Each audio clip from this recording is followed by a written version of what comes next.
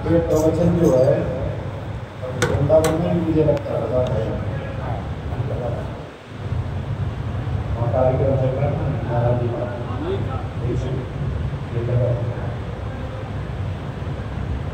अपने लिए कोई जो भी करते हैं वो सब काम में आता है।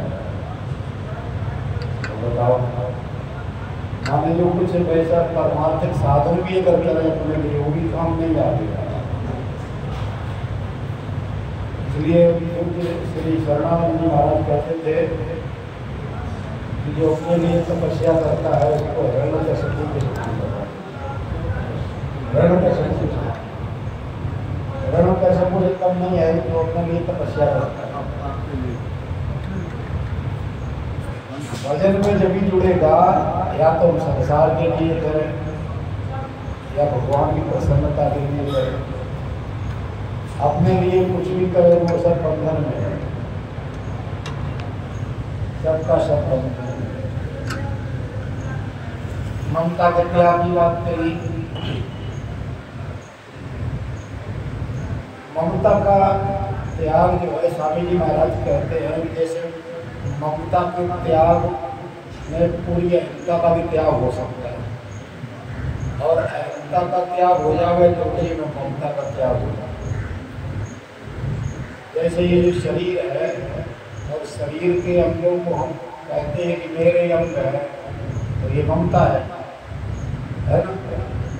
मेरी चोटी, मेरे बाल, मेरी खाल, मेरे कान, मेरा माथा, मेरी आंखें, मेरी नासिका, मेरा मुख, मेरे दांत, मेरे ओठ, मेरे हाथ, मेरे पैर, मेरे घुटने, मेरी पीठ, मेरा पेट, जो भी मेरा हमने कर रखा है। ऐसे ही परिवार के लोग जो मान सकते हैं मेरी पत्नी, मेरा बेटा, मेरी बेटी, मेरा घर, मेरी जमीन, मेरे रुपए, ये सब जहाँ जहाँ मेरा है अगर इसका त्याग हो जाए तो इसमें मैं भी चला गया और कहीं मैं का त्याग हो जाए तो इसमें मेरा भी अपने आप चला गया। सबको जोड़ करके तो मैं हूँ और सभी नहीं जब रहे सभी के सबका त्याग हो गया तो फिर मैं का आधार ही नहीं है। स्वामी जी कह रहे थे निर्ममो निरहंकार स शांति मत गच्छति। तो निर्मम निरहंकार हो जावे तो शांति प्राप्त हो जावे। शांति तो वास्तव में स्वतः ही शांत स्वरूप, हमारी आत्मा ही शांत स्वरूप है। अशांति हमने पैदा की है कामना के कारण। सुसुप्ति अवस्था में देखो कोई कामना नहीं होती है तो शांति तो रहती है। गाढ़ नींद में जब सोते हैं जब कोई कामना नहीं रहती है तो शांति ही रहती है। वहाँ किसी प्रकार का कोई दुख पहुँचते ही नहीं। सुसुप्ति अवस्था में कोई दुख नहीं पहुँचता। आपके जीवन में कितना ही बड़ा दुख हो, सगा से सगा, प्रिय से प्रिय संबंधी चला गया हो या आपके व्यापार में घाटा लग गया हो उसका दुख हो, लड़ाई झगड़ा का दुख हो, किसी प्रकार का दुख हो, पर जब गाढ़ नींद में सो जाते हो तो उस समय गाढ़ नींद में वहां दुख नहीं पहुंचता, हम उसको भूल जाते हैं।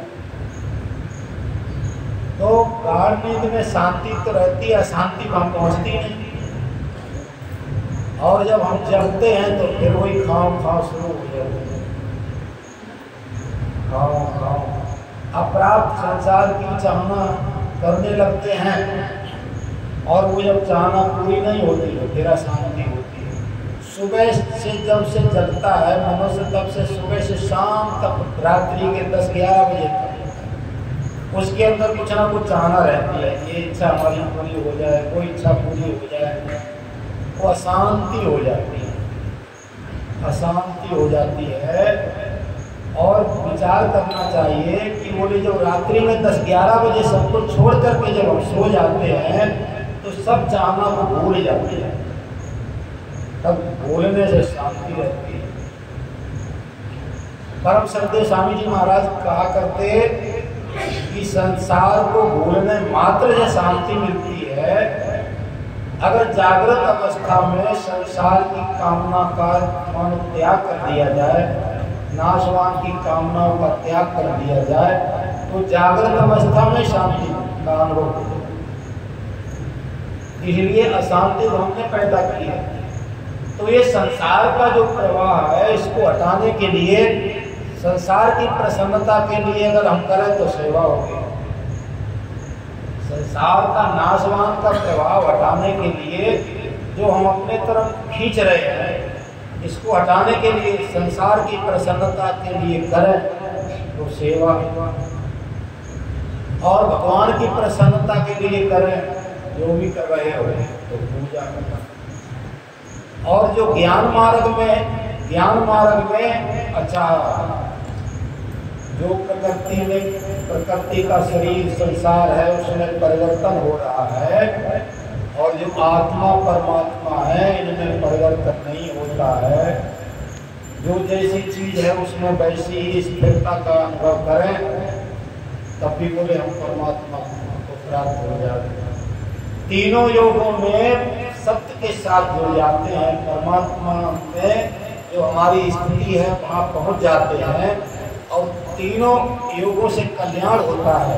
पर जब हमारी इधर दृष्टि नहीं होती है, नाशवान की तरफ दृष्टि होती है, नाशवान को अपने तरफ आकर्षित करना चाहते हैं, अपने तरफ खींचना चाहते हैं, तो अशांति होती है।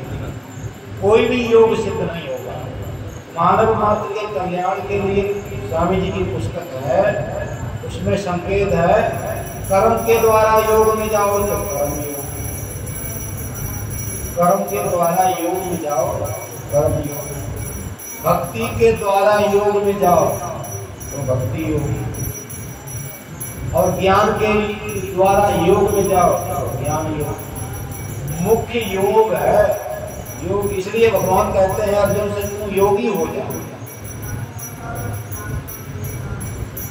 और उस कहते हैं उससे जब हम विमुख होते हैं, नाशवान के सम्मुख होते हैं तो भोगी हो जाते हैं। और भोगी होने से कोई भी योग सिद्ध नहीं होता, तो फिर अशांति अशांति अशांति अशांति। इसलिए स्वामी जी महाराज साधक जहाँ अटका हुआ है वहीं से उसको हटाते हैं। मानव मात्र जहाँ अटका हुआ है वहीं से उसको हटाते हैं और भगवान के सम्मुख करना चाहते हैं। हमें भगवान के सम्मुख ही होना है।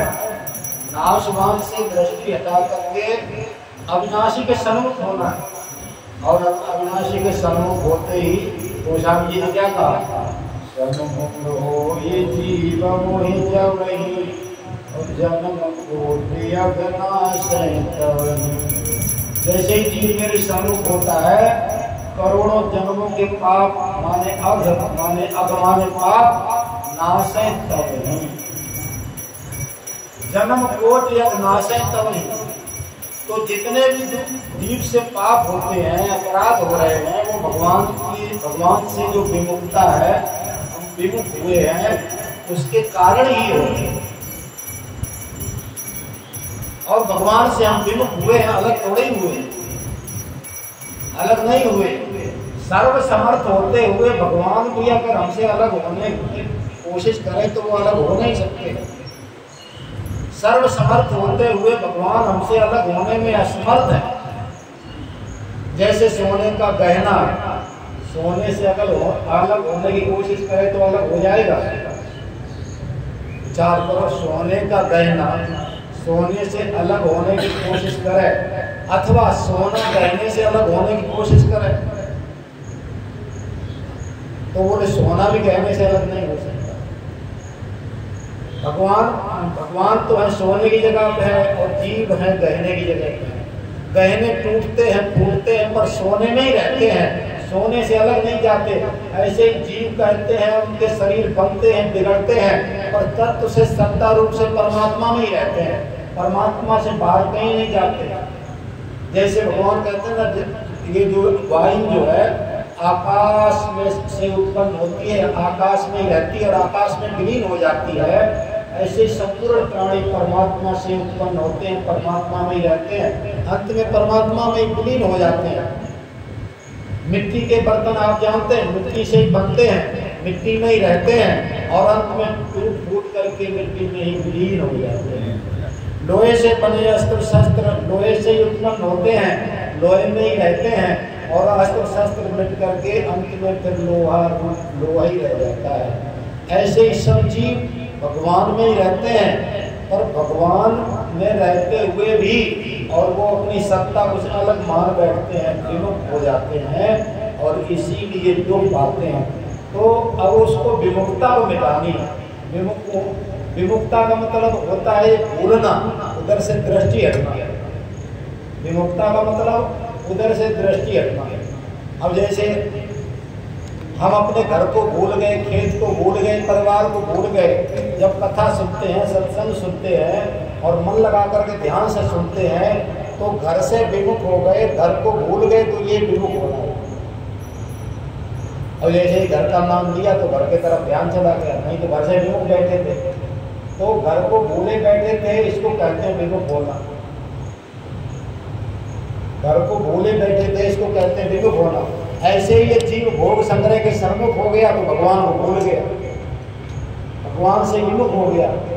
अब ये कथा के माध्यम से, सत्संग के माध्यम से, संत महात्मा कथा सुना के और सत्संग सुना के, संकीर्तन करवा के, प्रार्थना करवा के कहते हैं वो विमुक्ता मिटाते हैं, भगवान के सम्मुख करते हैं।